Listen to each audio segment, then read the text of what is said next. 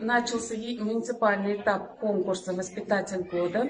Конкурс профессионального мастерства проводится ежегодно. В этом году в конкурсе участвует 13 воспитателей. Бәйгедә катнашкан тәрбиячеләр үз эш тәҗрибәләрен күрсәттеләр.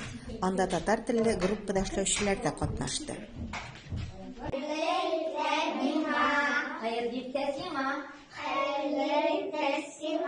Әлеге бәйгедә мин беренче тапкыр катнашам. Шулай да мин бүген үземнең җиңүемә ышанам.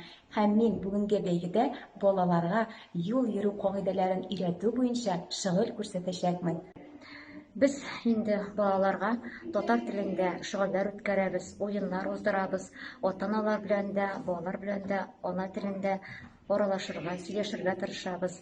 Хәзерге көндә инде баланы туган телгә тартыр өчен без цифрлаштыру технологияларын кулланабыз. Цифрлаштыру технологиялар балаларның телен баетуга, аларга милли тәрбия бирүдә зур әһәмияткә ия.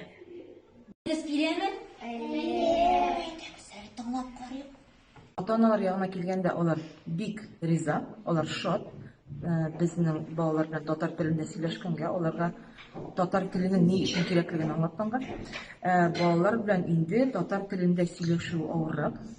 Бөтен балада чын татар телен белеп бетерми. Шуңа күрә без аның өстендә эшлибез.